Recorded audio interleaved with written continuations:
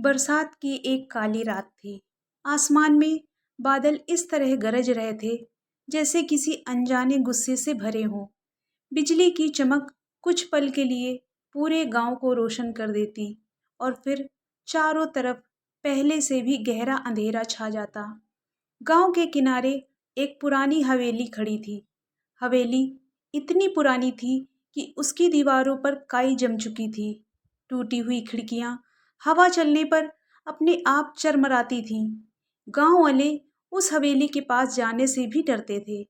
लोग कहते थे कि हवेली के ऊपर वाले हिस्से में एक कमरा है जो पिछले 50 सालों से बंद है। उस कमरे के बारे में तरह तरह की बातें मशहूर थीं। कोई कहता था कि वहाँ किसी की आत्मा भटकती है। कोई कहता था कि आधी रात को उस कमरे से रोने की आवाज़ें आती हैं। लेकिन किसी ने कभी सच्चाई जानने की कोशिश नहीं की। गांव में रहने वाला 17 साल का अर्जुन इन बातों पर विश्वास नहीं करता था। उसे लगता था कि लोग बिना वजह डरते हैं। एक दिन उसने अपने दोस्तों से कहा, मैं उस हवेली में जाऊंगा और पता लगाऊंगा कि आखिर उस बंद कमरे में है क्या। दोस्तों ने बहुत मना किया लेकिन अर्जुन नहीं माना।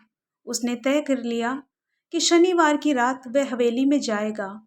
रात के करीब 11 बजे अर्जुन एक टॉर्च लेकर हवेली की तरफ चल पड़ा। बारिश हल्की हल्की हो रही थी। हवा इतनी ठंडी थी कि शरीर में सिहरन दौड़ रही थी। जैसे जैसे वह हवेली के करीब पहुंच रहा था, उसका दिल तेजी से धड़कने लगा। हवेली सामने खड़ी थी। अंधेरे में वह किसी विशाल परछाई जैसी दिखाई दे रही थी।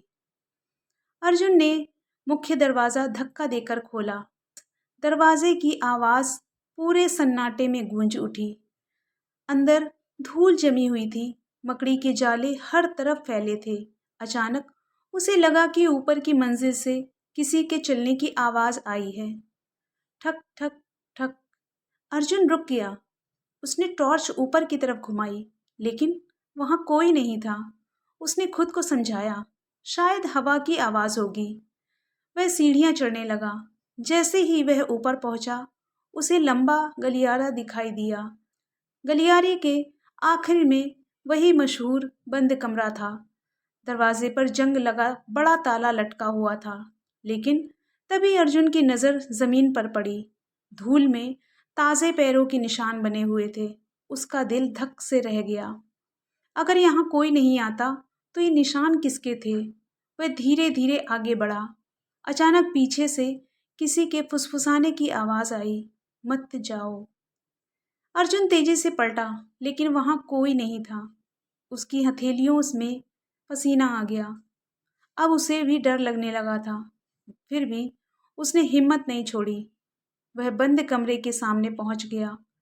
हैरानी की बात यह थी कि ताला पहले से खुला हुआ था। अर्जुन कुछ पल तक उसे देखता रहा। फिर उसने दरवाज़ा धक्का दिया। दरवाज़ा धीरे धीरे खुला। कमरे के अंदर घुप अंधेरा था। टॉर्च की रोशनी में उसे पुराना फर्नीचर दिखाई दिया। एक कोने में लकड़ी की कुर्सी रखी थी और उस कुर्सी पर कोई बैठा हुआ था। अर्जुन का गला सूख गया। वह आकृति बिल्कुल स्थिर थी। धीरे धीरे अर्जुन उसके करीब गया। जैसे ही टॉर्च की रोशनी चेहरे पर पड़ी, वह जोर से चीख पड़ा। वह एक इंसान का कंकाल था, लेकिन असली डर अभी बाकी था। कंकाल के सामने एक पुरानी डायरी रखी थी। अर्जुन ने कांपते हाथों से डायरी खोली। पहले पन्ने पर लिखा था, अगर कोई ये डायरी पढ़ रहा है तो समझ लो कि मैं अब इस दुनिया में नहीं हूँ। डायरी में लिखा था कि 50 साल पहले हवेली के मालिक का बेटा अचानक गायब हो गया था। लोगों को लगा कि वह कहीं भाग गया, लेकिन सच्चाई कुछ और थी। डायरी लिखने वाला वही लड़का था। उसने लिखा था कि हवेली में कोई रहस्यमय व्यक्ति रहता था जो रात को लोगों को गायब कर देता था। एक रात उसने उस व्यक्ति को देख लिया और फिर वह खुद इस कमरे में कैद कर दिया गया। अर्जुन तेजी से पन्ने पलटने लगा। अचानक आखिरी पन्ने पर लिखा मिला, वह अभी भी यही है। अर्जुन का दिल जैसे रुक गया। तभी उसके पीछे से किसी के सांस लेने की आवाज़ आई। अर्जुन धीरे धीरे पलटा। टॉर्च की रोशनी कांप रही थी।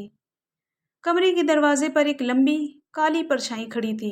उसका चेहरा दिखाई नहीं दे रहा था, सिर्फ दो चमकती हुई आंखें नजर आ रही थीं। अर्जुन डर से जम गया। परछाई एकदम आगे बढ़ी, फिर दूसरा कदम। अचानक टॉर्च बंद हो गई। पूरा कमरा अंधेरे में डूब गया।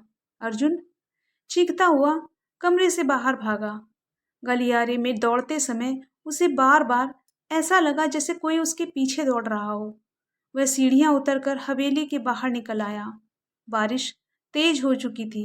अर्जुन बिना पीछे देखे गांव की तरफ भागता रहा।